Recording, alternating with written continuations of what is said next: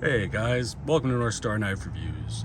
Going to do a short video today. Just so you take a little look. These are some brown-eyed seasons. I've got some native plants growing here in the backyard just to bring in pollinators.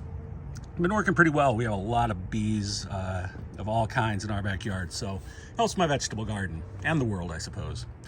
Today, going to take a look at this knife. It's an Elk Ridge Bowie. And this knife is going to be starting on its journey as a traveling knife, probably next week.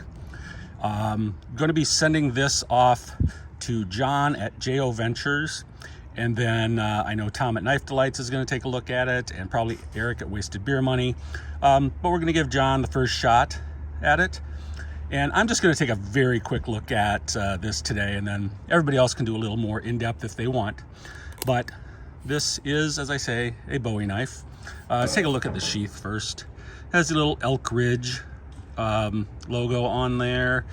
Not too bad a sheath, moderately thin, but it works. I mean, this is a knife that you can still get these on Amazon for 21, 22 bucks. I know there are some other places, other online knife retailers who also carry Elk Ridge. They're sort of an introductory, very budget-oriented line of knives. They're made in China, but you can see this. It's nothing to write home about, but it works.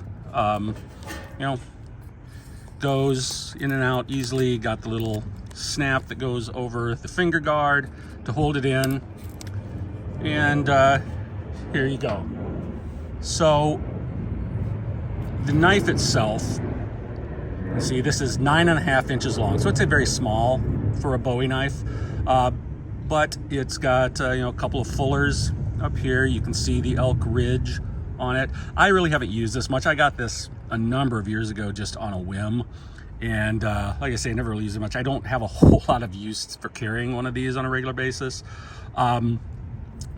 Feels reasonably good in hand. Has a couple of finger twirls here. Kind of wish it didn't have the second one. I think it'd be a little more comfortable if it was just flat here after the first finger twirl. It does also have a little finger twirl up front that if you have small fingers, you can get in there. Just be careful you don't nip yourself here. But you can, if you wanted to do a little more detail, you could get up there a little bit. Have this nice little clip point on here. See, the handle is, I believe it's Pack-A-Wood. It certainly looks like Pack-A-Wood. Got the layers on here. The blade steel is 3CR13, so very much a budget steel. I think I'm going to probably do a little video on knife steels at some point in the near future. Just talk a little bit about them. The steel is not the end of the story. There's always the heat treat and everything, but the steel itself is sort of the potential. And 3CR is not an edge holding champ. It's going to dull fairly quickly, but it's going to be very easy to put an edge on. Going to be corrosion resistant. When I think of a Bowie knife like this, I think more self-defense. Although, certainly people used to carry these, and do a lot of outdoor work with them too. If you're using this extensively, it's not going to hold an edge very long, so you're going to be sharpening it a lot. That said, if it's something you did want to carry just for the heck of it, for defense, for whatever, then, if you're not using it as a cutter or an ADC a lot, then I don't think the 3CR is really going to matter, the fact that it's not going to hold an edge all that long. Not a bad looking knife. The fit and finish is so-so. You can see there's some gapping here, and down here as well.